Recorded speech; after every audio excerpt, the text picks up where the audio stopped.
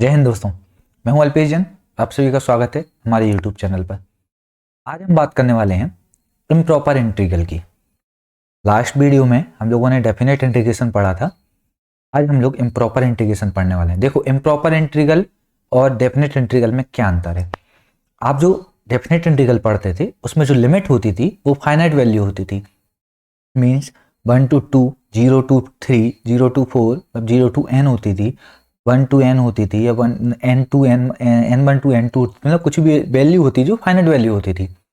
Improper integral में आपको जो लिमिट मिलेगी -∞ to ∞ मिलेगी f(x) dx, ठीक है। और -∞ to b मिलेगी f(x) dx, या फिर a to ∞ मिलेगी f(x) dx। इस तरह में अगर आपको लिमिट में इन्फिनिटी टर्म दिया हुआ है माइनस या प्लस, तो वो जो इंटीग्रल होगा वो इम्प्रॉपर इंटीग्रल होगा। उसको सॉल्व कैसे करते हैं देखिए। अगर आपको यहाँ पे वाला इंटीग्रल दिया होगा, जैसे -∞ to ∞ दिया होगा अगर, या फिर -∞ to b दिया होगा, या फिर a to ∞ दिया होगा, तो क्या करेंगे। अगर a to ∞ दिया है और f(x) dx दिया हुआ है, तो हम यहाँ पे देखो, यहाँ पे क्या होता है, यहाँ पे a आता है और इधर b आता है। तो मैं क्या करूँगा, लिमिट लगाऊंगा।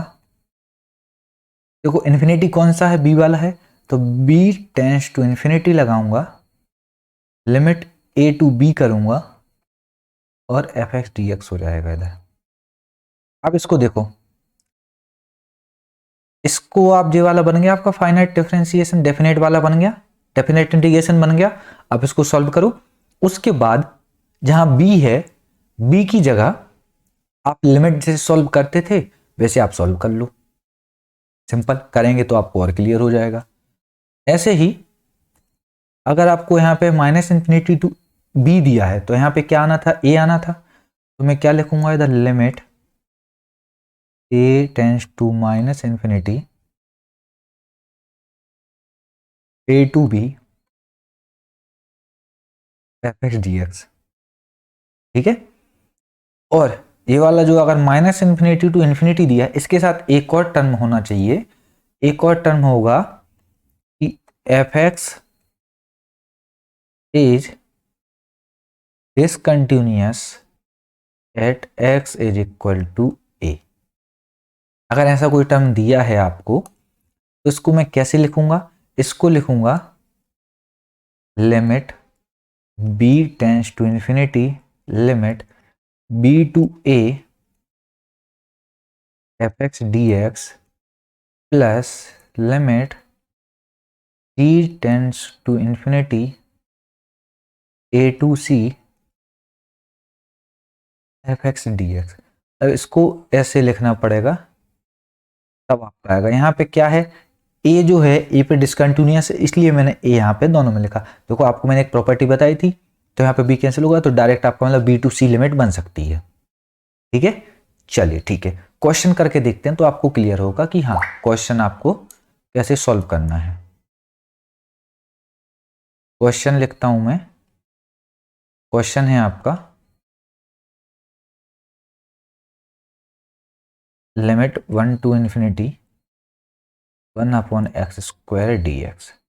केवल आपको क्वेश्चन दिया हुआ है। तो देखो यहाँ पे इन्फिनिटी आ गया, बी की जगह पर है, तो मैं इसको कैसे लिखूंगा, limit b tends to infinity 1 to b 1/x² dx।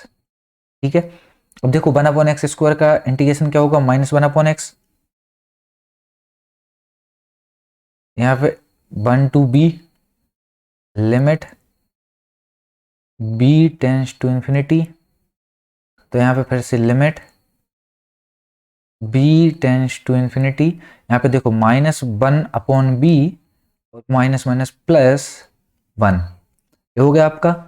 अब आप लिमिट क्या b की जगह पे इन्फिनिटी रखोगे, तो 1/∞ 0 और +1, तो आपका क्या आंसर आ गया, 1 आंसर आ गया। इसमें अब एक और चीज है, कन्वर्जेंट और डाइवर्जेंट। वो बताता हूँ आपको क्या होता है वो। ठीक है, दो टर्म है, कन्वर्जेंट, डाइवर्जेंट। देखो, अगर कभी आपकी वैल्यू जो है वो फाइनाइट आए,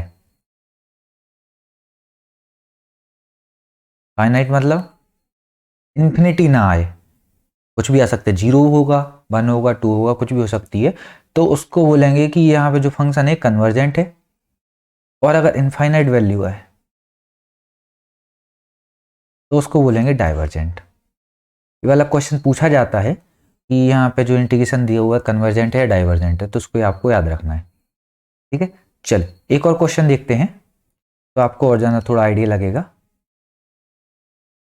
minus infinity to infinity E की पावर एक्स डी एक्स। ठीक है, माइनस इन्फिनिटी टू 0 दिया हुआ है, तो मैं इसको देखो यहाँ पे ए की जगह लिखना है, तो limit A tends to minus infinity या फिर ए टू 0 ई की पावर एक्स डी एक्स आपने ये लिखा। अब यहाँ पे limit A tends to minus infinity, यहाँ पे ए की पावर एक्स का क्या होगा, ए की पावर एक्स ही होगा, और ए टू 0 यहाँ पे आप लिखोगे limit A tends to minus infinity E की पावर 0 मतलब 1 माइनस ई की पावर ए, लिख लिया आपने।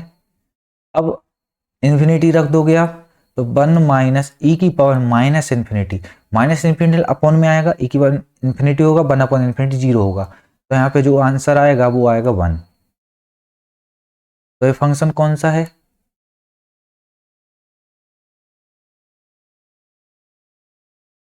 कन्वर्जेंट फंक्शन है, सिंपल। ठीक है, समझ में आया आप लोगों को? चलिए, वेरी गुड। अब बात करने वाले हैं जो आपका नया टॉपिक है, वो है बीटा एंड गामा फंक्शन।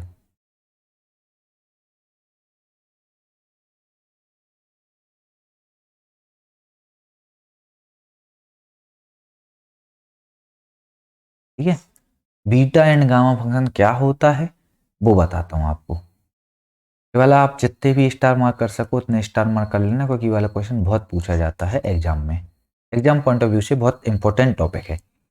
देखो, अगर हम बीटा फंक्शन लिखें, beta function of m n, तो कैसे होता है, वो कैसे लिखा जाता है, देखो यहाँ पे 0 to 1 एक्स की power m minus 1 into 1 minus n की पावर 1 माइनस एक्स की पावर n माइनस 1। मैं अच्छे से लिख देता हूँ, तो होगा 1 माइनस एक्स की power n minus 1 D x, या फिर इसको ऐसे भी लिख सकते हैं 0 to 1 माइनस वाई की power m minus 1 into Y की power n minus 1 into D Y. तो कुछ नहीं किया है, x को मैंने 1 माइनस वाई से रिप्लेस कर दिया, बस आंसर। ठीक है, ये होता है आपका बीटा फंक्शन। इसको एक और नाम से बुलाते हैं यूलर्स इंटीग्रल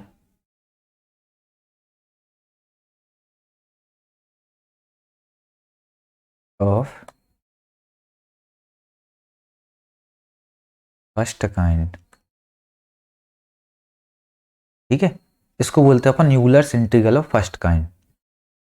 अब आगे बात करते हैं, मैं बताऊंगा आपको कैसे क्या करना है।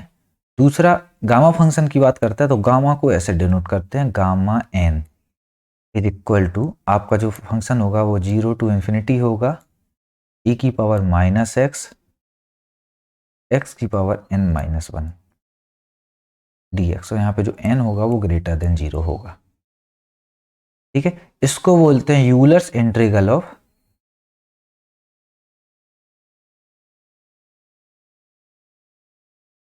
Second kind. ठीक है, चलो अब जो आपको इसमें मेन है formula, gamma n plus 1 is equal to n gamma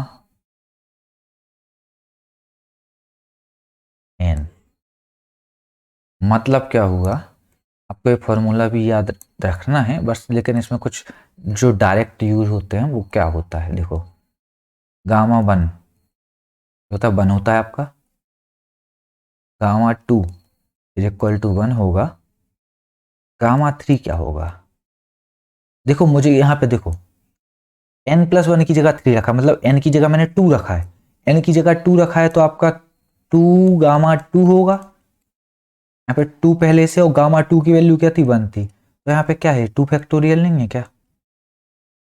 ऐसे ही गामा 4 की वैल्यू देखो आप, 4 की वैल्यू क्या होगी, 3 गामा 3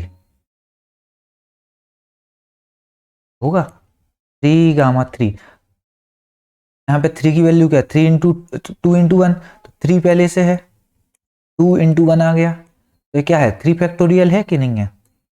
अब आपको देखो ऐसे ही मैं गामा 5 बोलूँ अगर, डायरेक्ट लग सकते हो आप 4 फैक्टोरियल, तो मतलब इस टाइप से आप आराम से किसी की भी वैल्यू निकाल सकते हो। ज़्यादातर जनरली क्या होता है इतना 5 6 तक आता है, क्योंकि वो फैक्टोरियल में जाता है ना, तो उसकी वैल्यू बहुत ज़्यादा हो जाती है। ठीक है, ये हो गई आपकी गामा की वैल्यू, ये आपको डायरेक्ट याद रखनी है।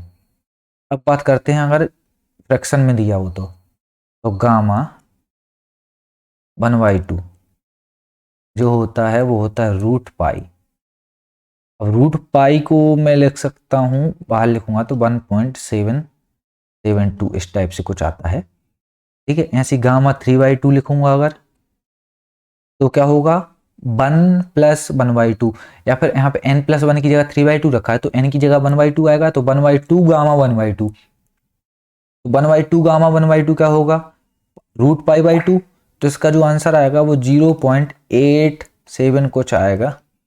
ठीक है, ऐसे ही अगर मैं गामा 5/2 का लिखूं तो वो क्या होगा 3/2 गामा 3/2, तो 3/2 इंटू 0.875, तो इसका आएगा 1.329। ये जो वैल्यू है वो डायरेक्ट याद रखोगे आप तो आपको आसानी हो जाएगी क्वेश्चन करने में। ठीक है, क्वेश्चन करके देखते हैं क्वेश्चन आता किस तरीके से है, तो आपको क्लियरिटी होगी। और इसका एक और जो सबसे इंपॉर्टेंट फॉर्मूला है, जो इसका सबसे इंपॉर्टेंट फॉर्मूला है वो रहेगा, मैं इधर नीचे लिख रहा हूं, बीटा और फंक्शन और गामा फंक्शन में relation, beta m is equal to gamma m into gamma n, कौन में गामा m+n।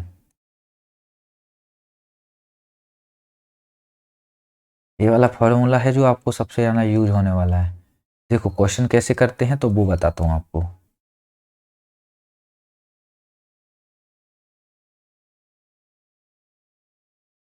बीटा 2.5 कॉमा 1.5 इसकी वैल्यू बताओ, तो क्या होता है गामा n, मतलब गामा 2.5 इंटू गामा 1.5 अपॉन में गामा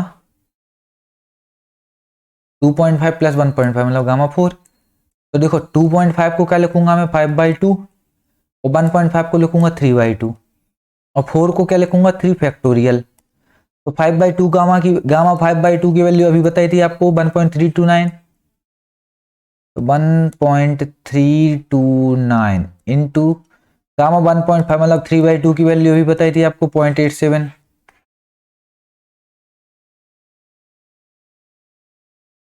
अपॉन में इसकी हो जाएगी 3 फैक्टोरियल मतलब 6। तो आप इसको सॉल्व करोगे आपका जो आंसर आएगा वही इस क्वेश्चन का आंसर होगा, सिंपल। हाँ, इसमें ऐसा हो सकता है कि कुछ आपकी अप्रोक्स वैल्यू आएगी, क्योंकि हम लोग जो लेते हैं वो जनरली पॉइंट के बाद 2 डेसिमल तक लेते हैं, डेसिमल के बाद 2 प्लेसेस तक लेते हैं, कभी 3 में ले रहा है तो उसके आंसर अलग अलग आते हैं, तो अप्रोक्स वैल्यू आएगी जो भी आएगी। ठीक है, चलिए आई होप आपको एक टॉपिक क्लियर होगा। ठीक है, चलिए तो फिर आपका gamma beta function and gamma function, और जो आज का जो टॉपिक था दूसरा लिमिट में जो आपको मैंने बताया था इम्प्रॉपर इंटीग्रल में, तो आज ये 2 टॉपिक हम लोगों ने देखे हैं। नेक्स्ट वीडियो में जो मल्टीपल इंटीग्रल होता है, मतलब डबल डिफरेंशिएशन, ट्रिपल डिफरेंशिएशन और change of order of integration, वो देखेंगे और उसको कैसे करते हैं। तो मिलते हैं नेक्स्ट वीडियो में दोस्तों, जय हिंद।